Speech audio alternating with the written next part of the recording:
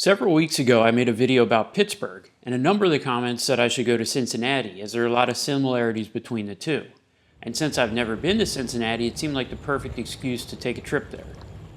So being the architecture and construction nerd that I am, I usually start planning my trips by looking for the most fascinating structures in the city.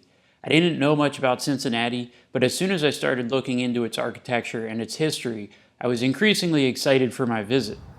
From a spectacular Art Deco train station, to the first reinforced concrete skyscraper, to a critical predecessor to the Brooklyn Bridge, Cincinnati is absolutely packed with awesome stuff.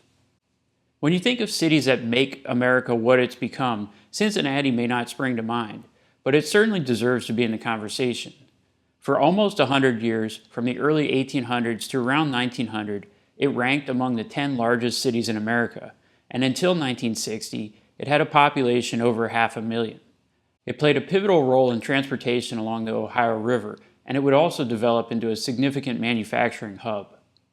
And the city's architecture and construction reflected this significance. This became very apparent to me as soon as I checked into my hotel, which was located in the lower floors of the Cathedral Tower, the second tallest building in the city. The building was going up during the same skyscraper boom that saw the Empire State Building, the Chrysler Building, and countless other famous buildings constructed. Between the construction style of the Cathedral Tower, the ornate artwork, the music, the lobby just felt like you had gone back in time 100 years.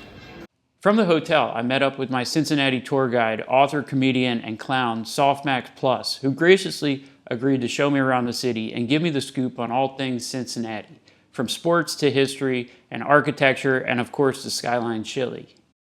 So arguably the most significant and noticeable piece of architecture in the city is the John Roebling Bridge. It may strike you as looking somewhat similar to another larger and slightly more well-known bridge, the Brooklyn Bridge, and that would be because John Roebling played a major role in the design of both of them. This one in Cincinnati was built first, completed in 1866. At the time, it had the record for the longest main suspension span at over 1,000 feet. This would later be surpassed by the Brooklyn Bridge, which had a main span of over 1,500 feet. Despite being 150 years old, the Roebling Bridge is still a sight to see, and with pedestrian walkways on either side, it provides a beautiful view of downtown, the skyline, and the river. From there, my tour led to perhaps my favorite architectural story out of Cincinnati history, which comes from the Ingalls Building. Today, building reinforced concrete skyscrapers is commonplace, so much so that no one really thinks twice about the structural integrity of concrete buildings. But in the 1880s, that wasn't the case. Reinforced concrete, that is, poured concrete with steel rebar embedded in it, was starting to gain popularity at the time as a construction technique, but it had only been used in shorter buildings, 6 stories and below at the time. So when Melvin Ingalls wanted to build a skyscraper out of reinforced concrete, many people scoffed at the idea. It took 2 years to convince the city to issue a building permit for the project. But once it was issued, it only took 8 months to build the building. It opened in 1903 with many still skeptical. Some even thought it would collapse. Reportedly, one journalist stayed up the night after it was completed, hoping to catch the collapse as it happened. But 120 years later, it's still standing strong, and reinforced concrete skyscrapers are commonplace now. In addition to these impressive feats of structural engineering, the city is also full of incredibly artistic pieces of architecture. Construction on Cincinnati's Union Terminal began in the late 1920s and continued into the 1930s. It opened in 1933 and has been an important transportation hub since.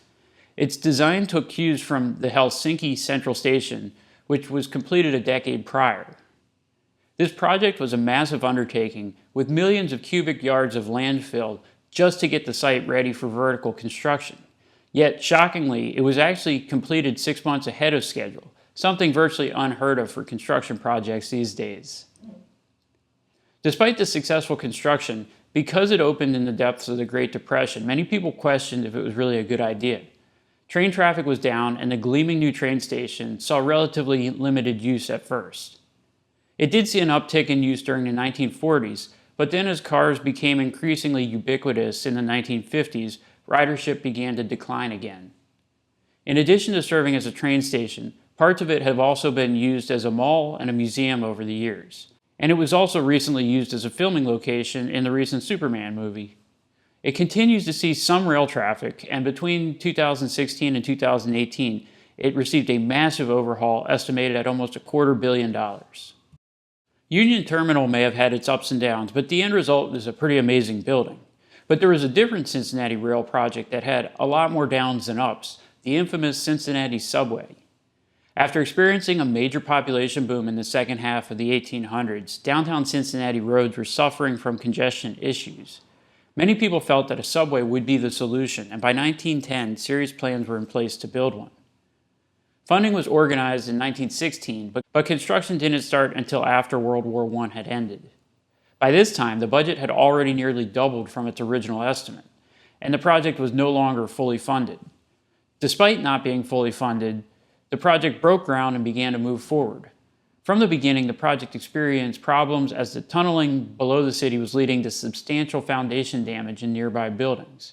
In some cases, legal action was taken against the subway, with building owners seeking to recoup damages.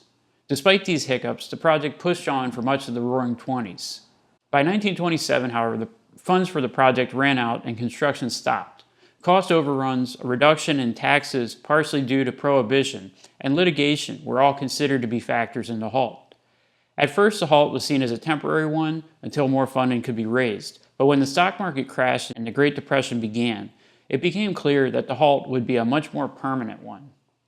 Ever since the project was halted in the late 1920s, people have been trying to come up with ideas to repurpose and reuse the partially built subway lines. The only substantial use that has actually come to fruition for the subway lines was using the tunnel for a water main and fiber optic cables, which saved a small amount on construction expenses. Two other buildings that really stood out in Cincinnati as uniquely beautiful were the Cincinnati Music Hall and the Cincinnati City Hall. The Venetian Gothic Music Hall building opened in the late 1870s and has been used extensively for almost 150 years.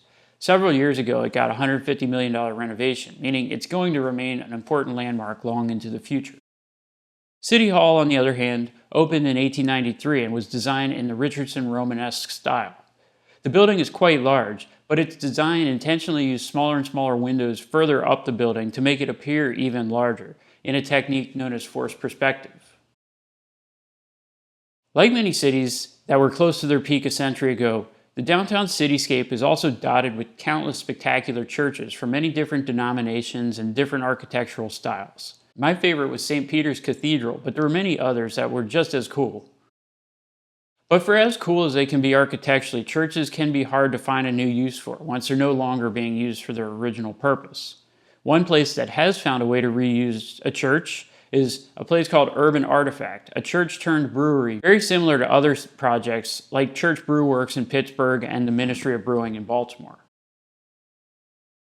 One of the downsides to a city being much smaller than it once was is trying to maintain all the complex infrastructure that was once needed. This isn't an issue that's unique to Cincinnati, but Cincinnati does have a handful of places where this challenge is very apparent. One of the places I stopped by was the Western Hills Viaduct, an impressive concrete arch bridge built in the 1930s. The double-decker bridge stretches 2/3 of a mile over rail yards and Mill Creek, but it's reaching the end of its useful life. Some would say that it's long past the end of its useful life. In recent years, it's come under scrutiny for its significant cracking, spalling, and rusting. But a $400 million replacement bridge is said to be in the works and is expected to be completed in 2030. Tying this all back into the intro, while I was in Cincinnati, I did see a lot of parallels between it and Pittsburgh. Both were former industrial and logistics powerhouses situated on the banks of the Ohio River. Both have seen long declines over the past 7 decades, but in recent years are starting to turn things around.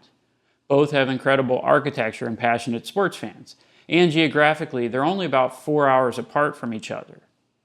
But the place where I felt the most glaring similarities were walking up the many, many steps to Mount Adams in Cincinnati. This is a hill just northwest of downtown, and it felt strikingly similar to some of the hilly neighborhoods in Pittsburgh. After the long and exhausting walk to the top, I was given a beautiful view of the city and river below. And finally, 2 random things that have basically nothing to do with architecture but are fascinating bits of Cincinnati history. First, the baseball history. In 1869, the Cincinnati Red Stockings became the first fully professional baseball team. The team played an 81-game schedule and were the precursor to the modern-day Reds.